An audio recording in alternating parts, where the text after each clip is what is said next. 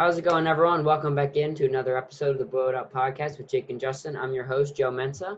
The NBA playoffs has officially kicked off yesterday with an impressive slate of games and some solid performances all around, especially from Fred VanVleet dropping 30 yesterday.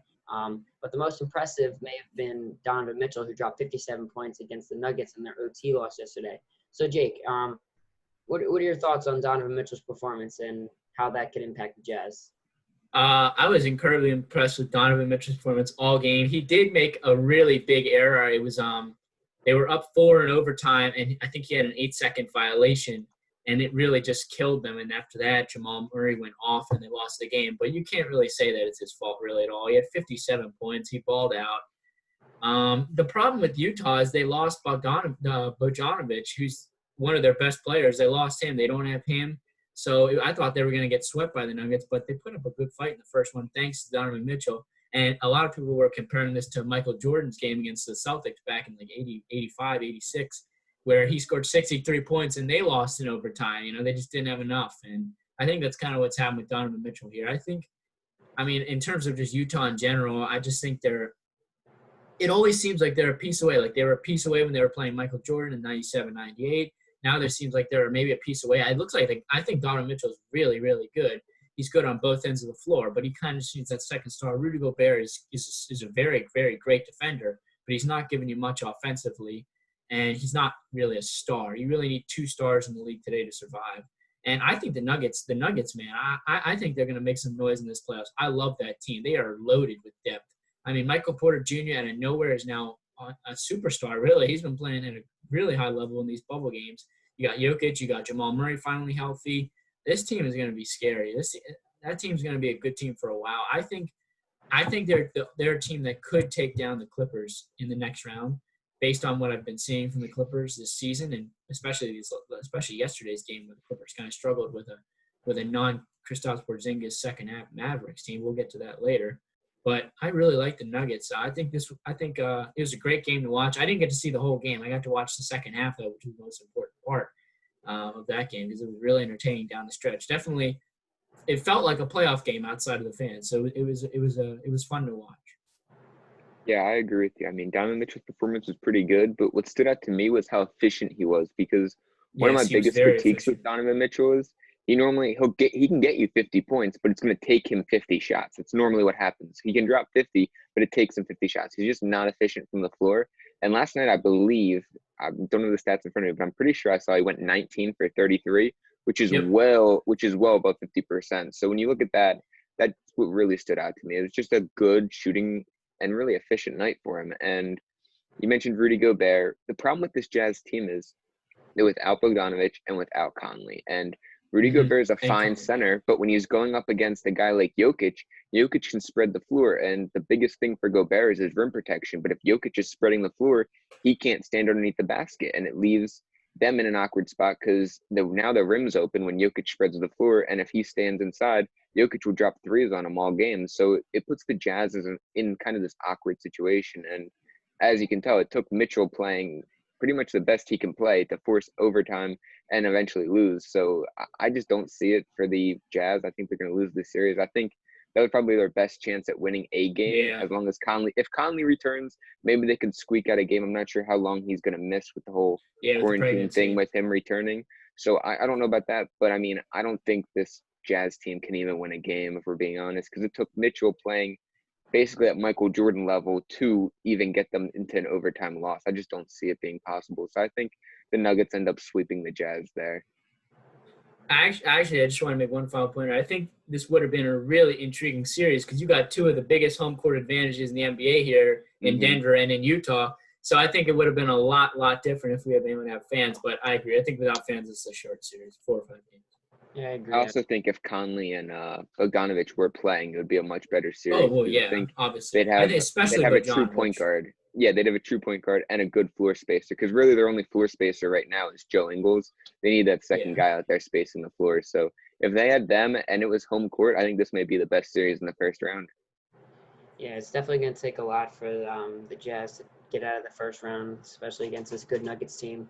So I want to move on. I want to talk a little bit about the 76ers. So they lost game 1 last night to the Celtics, 109-101.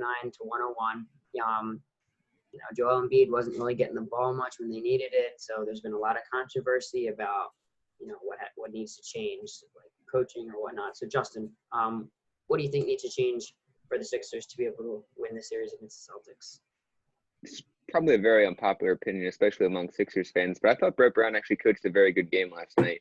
They played good defensively. Their system was working well. The issue is it falls on Elton Brand because he did not build this team right. They do not have a true point guard. And for them to win the series, they need Raul Neto to be playing point guard for them because down the stretch, they had Shake Milton playing point guard. And Shake Milton's fine, but he's just too small. He gets bodied off the ball, has to pick up his dribble, and then they get stuck in awful situations where he has to turn the ball over. You need Raul Neto in there because he can continue his dribble, get underneath the basket, and he's a good enough passer that can feed and beat the ball. Because down the stretch, they were doubling Embiid, and they just kind of prevented Shake from getting the ball in there. And without Shake's passing ability just isn't good enough to get the ball in there, so they were kind of forcing it outside to Tobias Harris. And then Tobias Harris is fine, but he's not the guy you want going down the stretch. Joel Embiid, the last 8 minutes of the game, not counting that three-pointer that he kind of chucked up at the end, had one field goal attempt. He only had one field goal attempt.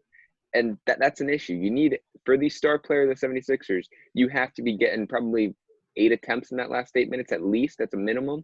And he only had one. So something's got to change there, whether it's Neto or just running more picks to get Embiid open down low.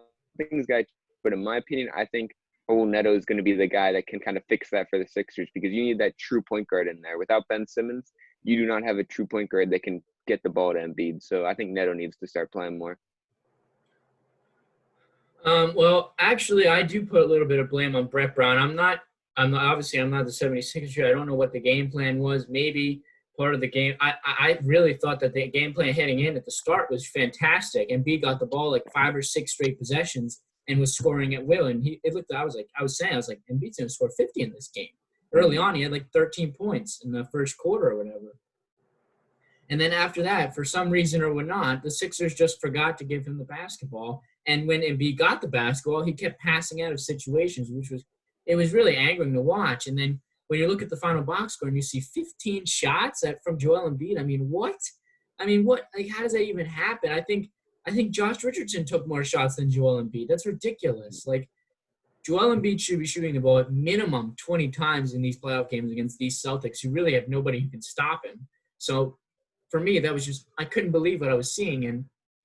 But I liked what I heard in the post game because Joel Embiid seems like he knows he messed up this game.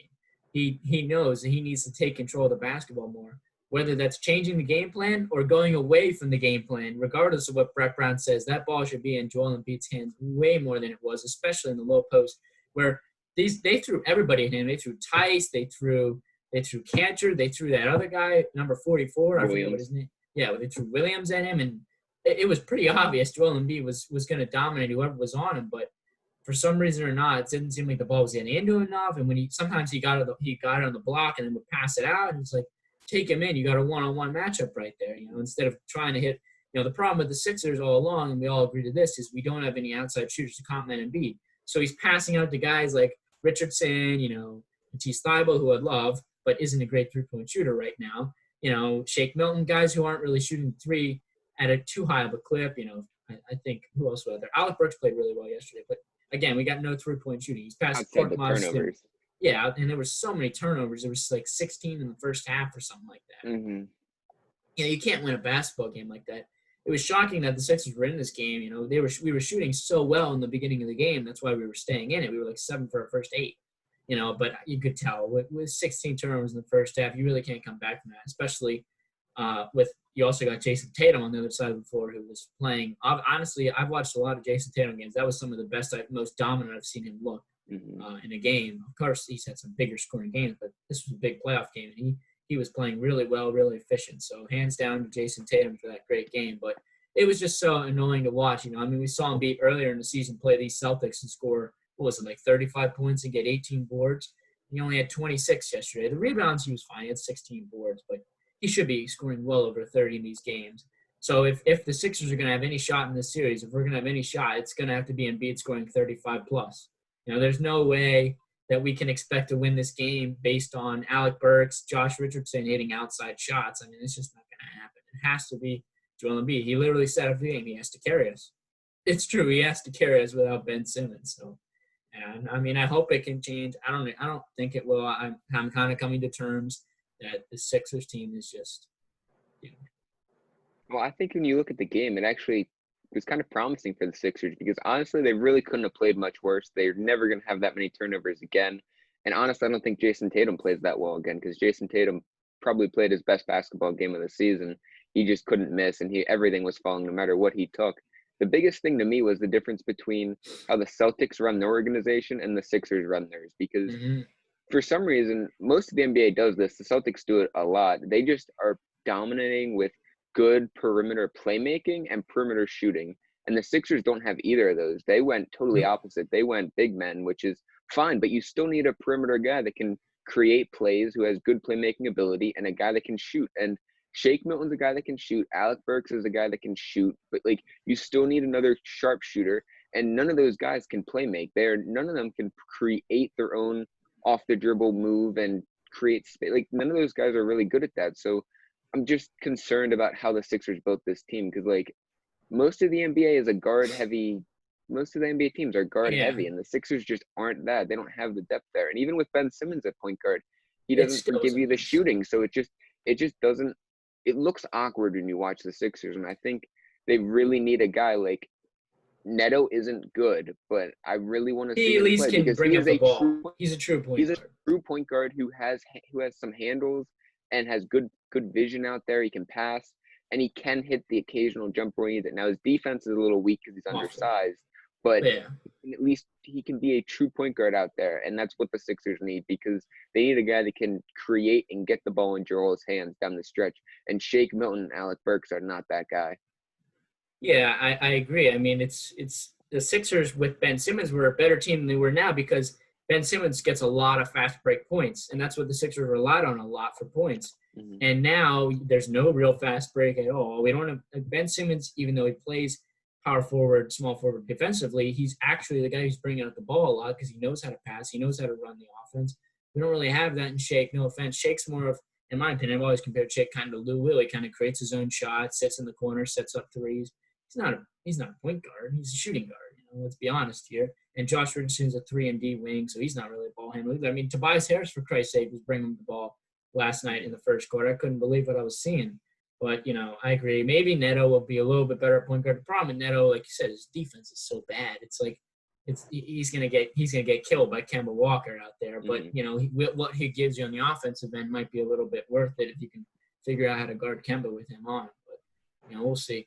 I agree. It could be a little bit of a good thing for the Sixers. Granted, we did play really bad, and we were in it pretty much all the way.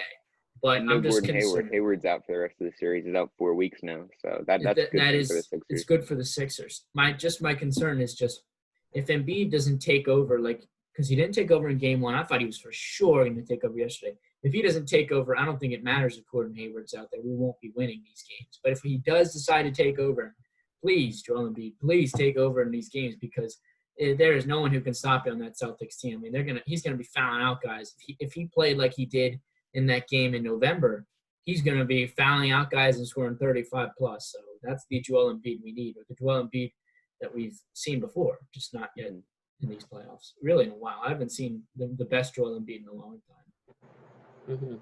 Yeah, we need that Joel Embiid, you know, the big guy, that one of the best bigs in the league, great footwork, all that good stuff. We need that every game if we want to win this series. So last night, the last game last night was the Mavs and the Clippers, and shockingly, Kristaps Porzingis was thrown out of the game yesterday in the third quarter after it seemed like a light scuffle, you know, nothing too big, and the players, like LeBron called out on Twitter. So Jake, do you think Kristaps should have been ejected? No, I don't think he should have been ejected. I think that was honestly, it was when I saw it, I didn't watch it live, but as soon as I saw it, I was like, what? Like, he got ejected for this? Like, did he say something? Did he say something vulgar or something? Because it was literally just like a small scuffle, like stuff that even, you know, people call today's league soft. There's been times where, you know, the scuffles like that have happened and nothing's really happened. There's not even a technical foul call and eject him from the game. I was like, what? I mean, you know, this is playoff NBA, regardless of how it looks, which it doesn't really feel like a playoff game as much as it would in the past with the crowd. But, this is still playoff basketball. You can't be making bad calls like this. Guys are playing for contracts. Guys are playing for obviously to win. I mean, this is important basketball. You can't be throwing Kristaps Porzingis out of the game in the third quarter in a close game. This was a very close game, much closer than a lot of people have thought. And honestly, I was thinking the Mavs could pull off the upset all night last night until they got thrown out of the game. So, and honestly, I think that the Mavs would have won that game if KP had stayed in the game. He was playing pretty well. And Luka, oh my God, Luka was insane last night. He had 42 points. So it would have been a lot close. It was still close. It was like 118 to 110, I think was the final score or something like that. But, throwing him out of the game, and I give credit to LeBron because you got to have a guy like LeBron call that out so this doesn't happen again down the line in the playoffs. We can't be seeing calls like this. Imagine this won't happen because this is, LeBron James and the top players in the league. But, imagine if, the Lakers are playing, the Blazers tonight and, maybe the Lakers and Blazers are close, and they decide to throw out like C.J. McCollum, or Nurkic, and it's like that completely changes the game, just like it did for the Mavs. What are we playing for? Are we trying to get I'm not sure if there's an agenda in the NBA to get the Lakers and Clippers. There probably is, but it was strange to see, and I feel bad for the Mavs and the Mavs fans because I think they would have won that game if he was able to stay, but we won't know. They're going to have to move on to game 2. I think Kristaps just should have been more careful because, everyone knows the rule is 2 of them and you're out. So, knowing that he already had one stop shouldn't then to be kind of messing around like that. He should just know that he's got to be careful with that because that's been a rule. It's been in place. I think it's a stupid rule, and I think the NBA should get rid of it. But just knowing the rule, you got to be smarter than that. I think that was on Kristaps. He should have known better. It was soft, yes, but he's got to know better in that situation. I agree with you. The Mavs probably would have won that game. The Clippers looked pretty bad. It was the first game for Trez. Again, the Clippers had, I think it's been 11 games now where they've had their full starting lineup. I believe they had 10 before this, and they had their full starting lineup last night. So, this is tough for them. They're kind of getting thrown into this situation. They haven't had the chance to gel. This really benefits the Clippers. It's about time Kawhi gets a nice bounce like this because it seems LeBron's the one always benefiting from the ejections. It's nice to see somebody else get the benefit from it. So that was good to see. But, it was soft. It was certainly soft. I just wish Kristaps was smarter with it because everyone knows the rule, 2 of them and you're out. So he just needs to be smarter when it comes to that situation. Yeah, and honestly, in terms of how I'm looking at the Mavs, this kind of reminds me of what we talked about earlier with the Jazz and the Nuggets. I think this was the game that they needed to take, and now that they didn't take it, I think this will be a quick series as well. Yeah, because I think this is a huge momentum boost for the Clippers because they were kind of down and out. They didn't play well. They were just ready to move on to the next game. It almost seemed because they were down. And it was going to be a close fight, but they didn't really care because I think they have more confidence. And now that they're up a game, it boosts them even more. So I think this will be another one where the Clippers probably win this in 5, I think. But, yeah, it certainly hurts the Mavs. And like you said, I feel bad for their fans because this was a game they should have won. Mm-hmm. Yeah, I think the refs should be ashamed of themselves. Even though how great Kristaps is, I still think the Clippers would have found a way to win. Kawhi, he's pretty clutch. I think they would have found a way to win. But so the Lakers kick off their title run today against the Portland Trail Blazers. Probably one of the most anticipated matchups in the West. Yes. So Jake, I'm going to go to you. What needs to happen today for the Lakers to win the series? Well, my Lakers have been really struggling heading into these playoffs, and the problem has been a lack of really wanting to play, it seems. It seems like the Lakers have played in these 8 games in the bubble and really not given a damn at all. It's kind of funny to watch them. You see LeBron and AD laughing on the bench. They don't care about these games. But can they turn on this switch in the playoffs and get back to playing elite basketball? Because what scares me about the Blazers is the Blazers have been playing all these bubble games like it's do or die. They already have that mentality right now. Can the Lakers go from 0 to 100 tonight? I think they can. I think they will. I think the Lakers are going to win the game tonight just because I think everybody's been calling out the Lakers for how they play in the bubble. They've probably been the worst team in the bubble so far. I think LeBron comes out with a lot more energy tonight than he has been in the past. Finally has a really good game. I think AD, I know we call AD Mr. 3 quarters. I don't care if he gives you 3 quarters. Maybe he can give you 30 points in 3 quarters against this defense, which is not really good. They have I gotta respect Nurkic because Nurkic and Whiteside, they're very good defenders. But outside of that, there's really nobody in the Blazers that really scares me defensively. That's why they've They been giving played up. pretty good D against the Grizzlies for the first half. The second half got a little weak, Yeah, but the that second first half they half was fell very good apart. defense, actually. Yeah, I think the Lakers are a little bit of a different beast than the Grizzlies, obviously. So I think it'll be a little bit different there.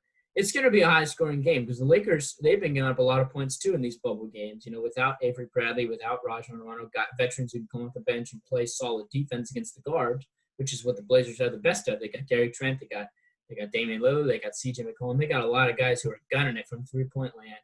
I mean, they've been shooting the ball like the Rockets lately, so they're going to put up points. And Damian Lillard's probably going to get 40 to 50 a game in every one of these games. But I think the Lakers will just be too much tonight. I think AD and LeBron are going to go berserk in this series. They're going to have to.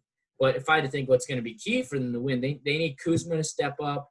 They need solid minutes off the bench from guys like Dwight Howard, Dion Waiters, maybe a couple of J.R. Smith shots, maybe just anything out of Kentavious Caldwell-Pope. I mean, literally anything out of him will help. So anything like that's going to help, but Kuzma for me is the key in this series. I think Kuzma's been I've been saying this, I think Kuzma's the key for the Lakers all season. If he can be that guy who can just give them 15, 18, 20 or something, each night, as that third type of guy who they thought he could be, that'd be immensely huge for the Lakers. That's all they need right now.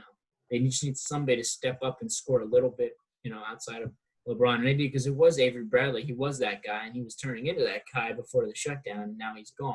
So Kuzma has to really, really step up now. But I think the Lakers do get the win tonight. Obviously, I think the Lakers win this series. I'm not really – the Trailblazers isn't really what's scaring Laker fans and LeBron fans like myself. But what scares me is having to go from 0 to 100 really quick, in the playoffs. And how's that going to affect LeBron? How's that going to affect AD? How's that going to is it possible to be done? It's possible to be done, but it's a lot harder said than done. So I think this is going to be one of the best playoff games, though. I think that the Blazers are going to be putting up good fights. It's going to be close games. I just think the Lakers are going to win. I disagree with pretty much everything you said there. I mean, I think that, like you said in the beginning, the Trailblazers have been playing every game like it's do or die, and they should be because they needed to. But I think that gives the Trailblazers all the momentum for game one. I think, like you said, the Lakers have been out, and everyone's been criticizing them, and I think they're not taking team shoot-arounds. They're not taking this very seriously, and I think the Trailblazers are going to come in 110%, and they're just going to almost blow out the Lakers game one. I think it's not even going to be that. I don't even think it's going to be that close of a game. I think they win probably by 15 points game one, and then the Lakers are going to come back game two and just dominate and destroy. But I don't think any of them are going to be hitting their shots. LeBron James could be hitting some decent shots. He can give you probably 30. Anthony Davis is going to give you 30, but I don't see where the rest of the scoring is going to come from. J.R. Smith has done absolutely nothing. Dion Waiters has done absolutely nothing. KCP has done absolutely nothing. Danny Green's done absolutely nothing. And who's going to guard Damian Lillard? Who's going to guard C.J. McCollum? Who's going to go guard Gary Trent Jr.? Who's going to guard Carmelo Anthony? They don't have anybody that can guard them. Not a single guy. LeBron's going to be on probably guard Melo, but still Melo's more of a corner spot-up guy. So LeBron on him actually takes away any defense LeBron has to do. That almost takes him out of the equation then, because you'll be getting – if he's on Melo in the corner, you get Dame one-on-one against – who would it probably be? Probably – I don't know who they'd guard. Maybe KCP maybe they'd have on him. So it's KCP one-on-one. Probably be Giddy and KCP. That's a huge matchup, because if Nurkic can spread the floor a bit, pull AD out of the paint, Dame's just going to destroy them. I don't think it's going to be that close of a game. I think the Trailblazers end up pulling – I think it may start out a little close, but I think the Trailblazers will have the momentum, and it's going to carry them. I think they win by 10 to 12 points. I truly think the Trailblazers have all the momentum. The Lakers are down. They're kind of out of it right now.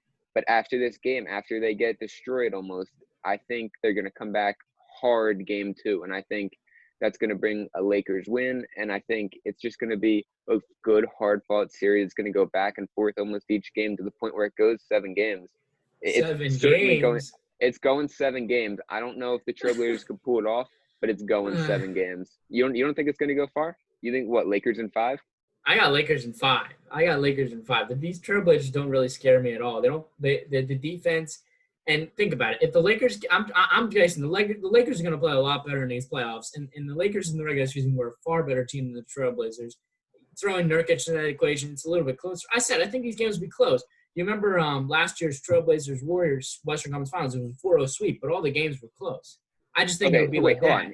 this Trailblazers team, if you take the games Nurkic played in last year plus the games he's played in this far, if you take those records and project it out over an 82-game series, they end up with 63 wins.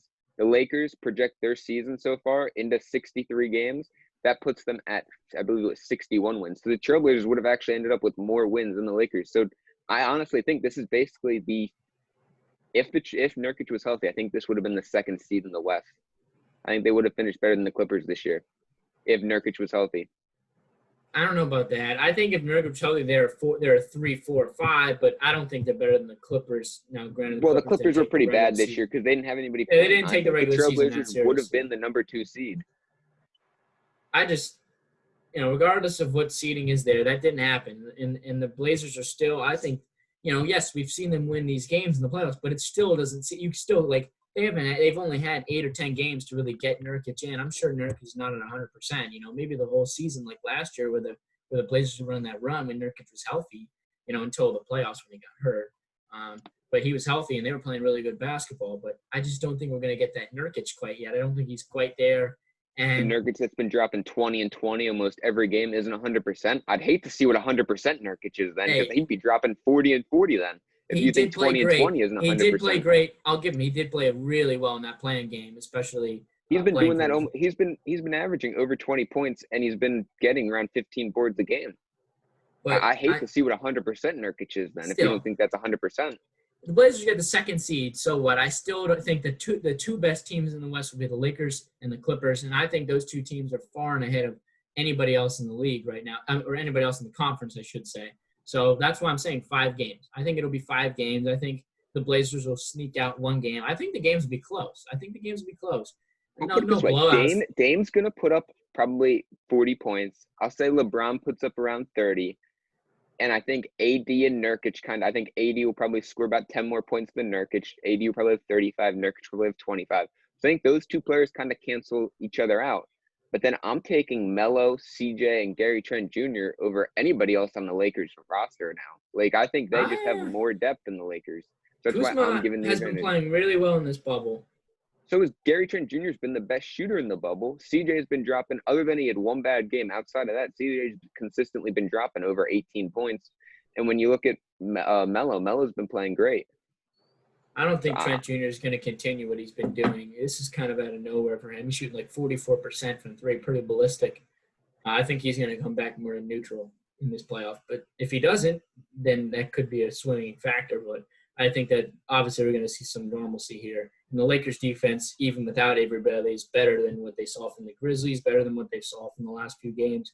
With the Trailblazers, they've been winning, but defense is the worst every game the Blazers have been playing, it's been close. It's not like they're blowing teams out. They're barely winning. Every game is down to the wire.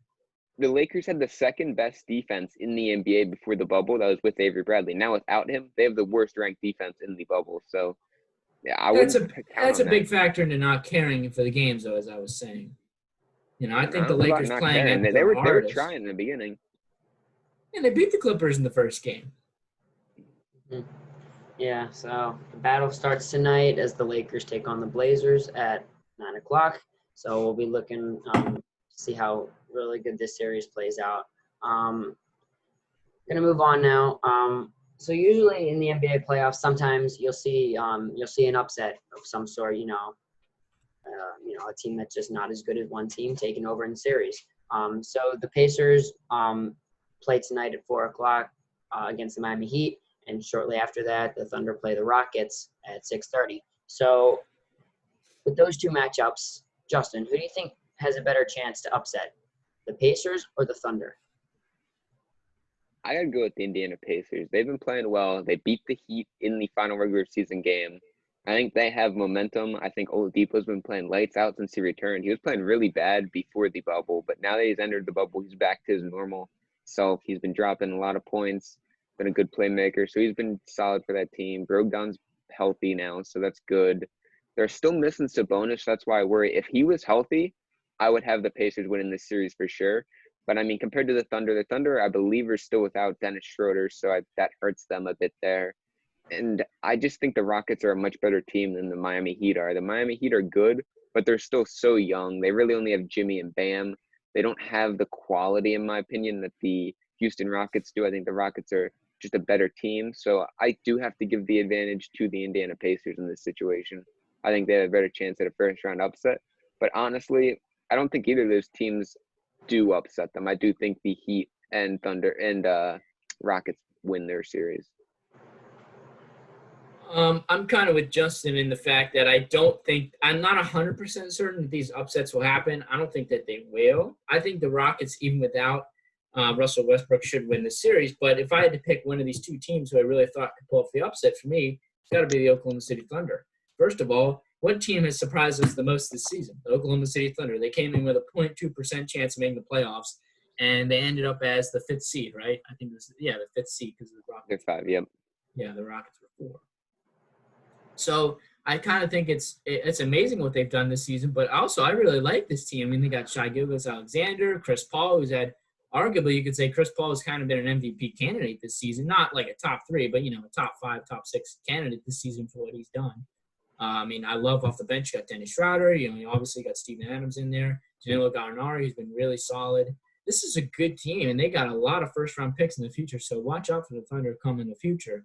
But right now, honestly, I think they have a good chance. I think this series against the Thunder and the Rockets with Russell Westbrook will be a 4 or 5 game series for the Rockets because it's just too much talent for the Thunder to really defend with, and the Rockets are a much better team at full strength. I mean, the Rockets have been playing really well in the bubble so far at full health. But I think without Westbrook in the equation I don't know if he's out for the series. Is he? He's just been ruled out for game 1. Yeah, they haven't just said out for game 1. So it's hard to say. Let's say if Westbrook misses a game, 2 or 3, I think this series could go 6 or 7 games, just based on the fact from what I've seen from the Thunder all season. They're bigger. They're bigger than the Rockets team, which would be a little bit of a struggle for the Rockets. But, the Rockets have been smaller than every team they played, though. Yeah, I was just going to say the Rockets kind of have been smaller than every team and still winning games, so it's not really much of an argument there. The main argument that I can make for the Oklahoma City Thunder is just the way that they played the season. They've surprised us all. I mean, who knows how the Rockets are going to come into this game mentality-wise. Obviously, they're probably going to have to play. They know they're going to play a lot harder without Russell Westbrook. But I think without Westbrook, that the Thunder will win at least a couple of games in this series, make it really competitive. So I think out of those two teams, I really think the Thunder could win this series if Westbrook misses more than 2 games. If he misses 3 or 4 games, then it could be a really interesting series. I think that would have been a fantastic series to have home and home court advantage because you would have had CP3 going back to Houston. You would have had Russ going back to OKC. That would have been a really interesting series to watch. I'm really disappointed that it's in the bubble because I would have liked to see that. But, I mean, James Harden is the best player at winning by himself. James Harden has out of every current player, he has the most playoff series won without a second All-Star. He has 6. The next closest guy is 2, Damian Lillard. So, I mean, I just don't see them losing. James Harden's been in this situation multiple times, and he's won a lot of first-round matchups. The Rockets' issues come into play when they're down further in the playoff bracket. Yeah, James Harden's Mr. First-round winner. Yeah, he wins in the first round. He can do it by himself. It's when he gets deeper in the playoffs he needs that second star. So I'm not too worried about missing Russell Westbrook here. I think as long as he's back for the second round, the Rockets are in good shape. Yeah, it would surprise me if either of these teams upset, but it's always good to see, who do you think could upset, considering that we're in a bubble and, there's not really any home court advantage or anything. So last basketball topic for the day. It's a pretty big one. With the playoffs starting yesterday, we just need to hear it. What are your guys' finals matchup predictions, and your champion, Jake? I've been flipping a lot on this subject. I've had a lot of different picks, but I think I finally nailed one down. My finals pick for this NBA championship is going to be the Los Angeles Lakers versus the Miami Heat. I think that's what the finals is going to be. First of all, the Lakers, I think, are a fair pick. The Heat are a little bit of a surpriser for me. I think the East is going to be really, really interesting.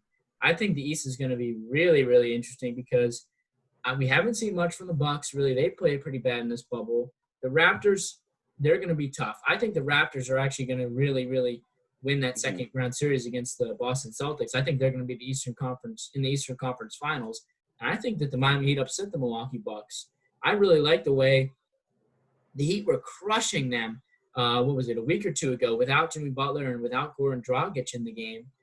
Bucks came back and won that game. Kudos to them. But with Jimmy Butler out there and with Goran Dragic in there, and I don't know if those were the only two who missed the game, but I know those were two that missed that game.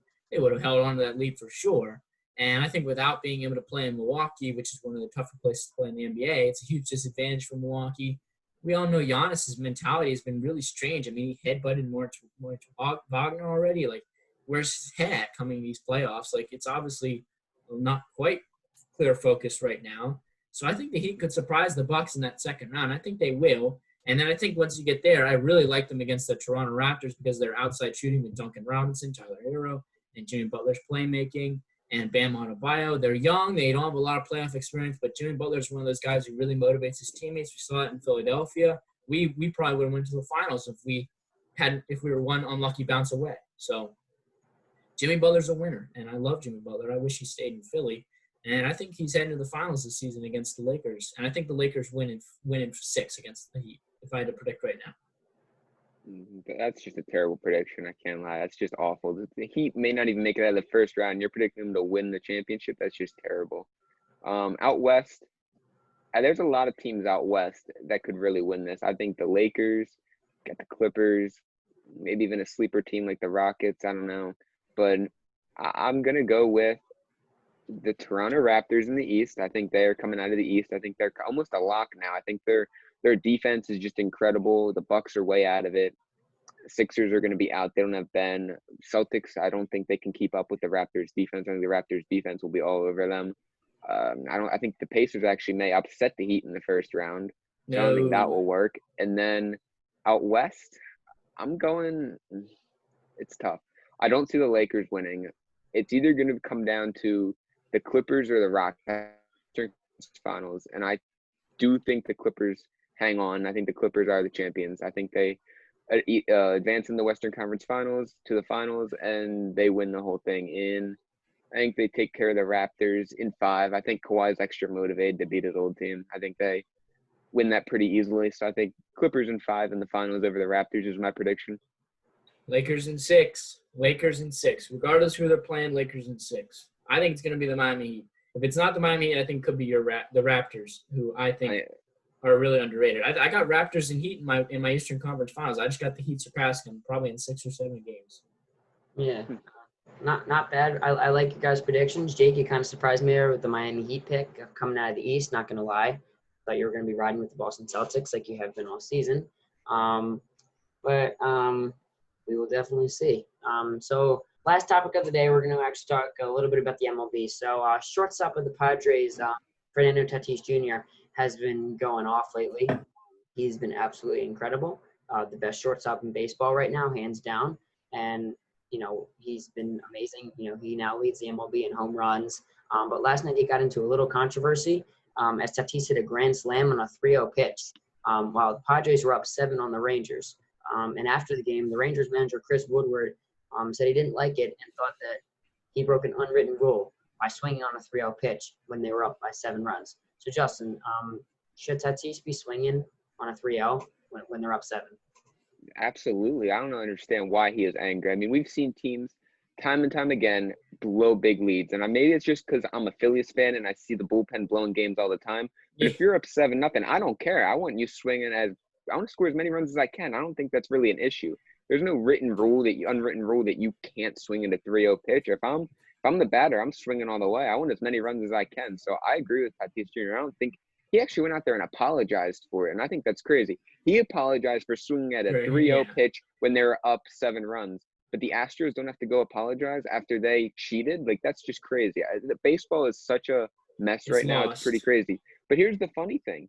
This guy, Chris Woodward, who's the manager for the Rangers, his only career grand slam was against the Blue Jays when they were up 10-4. So his only career grand slam was when they were up 10-4. So how are you going to go out there and say that when your only career grand slam was when you were already up 6 runs? Like, that just doesn't make sense. He's got no room to complain. Baseball has become just a soft sport. I'm tired of it. I just got to change. There's no reason why you should be crying over a 3-0 pitch grand slam. If you're in that situation, don't get the bases loaded then. Don't throw 3 straight balls. Like, that's just poor pitching. You got to do better for the Rangers. I completely agree. I mean, this is ridiculous. It's kind of sad that this was a big topic today in sports. Should he have hit? Yes, he's young. Fernando Tatis Jr. He's becoming one of the biggest names in baseball right now, and he's super young. He's in his second season. He's young. Let him play. Like if this was a veteran, like some guy, like let's just say I hate to say it, but like an all-star guy like a Jose Altuve, who pulled this off after what the Astros did last season, after the cheating the season before. If he had done something like this, I think it should have been merited maybe some little discussion, like, really, like you had to do this, like on top of the cheating, you also do this. But this is a guy in front of Tatis Jr. He doesn't know any better other than playing the game of baseball right now. He's playing amazing. He's unbelievable this season. He might be the best shortstop in baseball. He may be the MVP of the league. He's probably the MVP of the league right now as well. So I love this kid. I think the Padres got a really good future there too. They got a really nice team shaping up there in San Diego. That's another topic though. But yeah, of course he should be hitting. Who cares? It was 7-0. It's not like, this was top of the ninth, two outs in an actual away game where it's like 13-14 nothing and you do this. It's 7-0. Like, I don't know.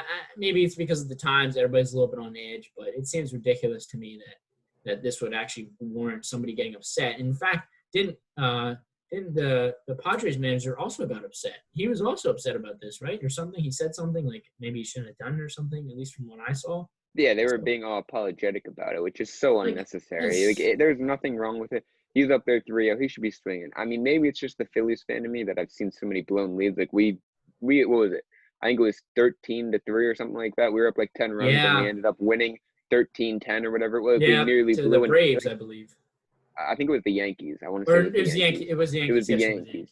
Yeah. Like it's just like I've seen so many blown leads. Like you should be swinging no matter what. I think you need as many you can get. So I don't blame. If this was if it was an 18-19 run game, that's different. But 7 runs is certainly blowable. I think it was only like the 6th or 7th inning too. So there's still plenty of time for him to come back. Yeah, like there's no reason. It was there should be no reason for him to be apologizing. That's just terrible. Like in this, I brought up if it was top of the ninth, maybe a little discussion, but still not even that. It's not like, in the NBA, sometimes we get mad at players, teams winning in the last second and they shoot up a 3 and it goes in. That's a little different than what we saw yesterday. That's an actual reason. Yeah, but if you're up like 20 in the third and you shoot a 3, like I don't like a wide open 3. Yeah, exactly. Like what? Like no. Different. Nobody gets upset. Like this is Major League Baseball. This isn't like Little League. For Christ's sake. And there's a lot of people. Like I've seen a lot of people out there defending Chris Woodward and saying he was right and that Tatis shouldn't have done that. And I just think that's crazy. I don't understand it. It's so dumb. Yeah, it's stupid that they were arguing, and honestly, he shouldn't have apologized. Trevor Bauer said it perfectly. Just keep doing what you're doing, you're a young stud. Just keep doing what you're doing. Don't let these people bring you down. So there's no reason for him to apologize, and I'm with you guys on this one. So that's going to wrap up our show for today. You guys had some great debates. Playoff basketball's underway, so many more episodes to come as the playoffs unfold. Just make sure to like and subscribe and follow our YouTube channel at Blow It Up Podcast, along with our social media on Instagram at the Blow It Up Podcast. And stay tuned and take care, everyone.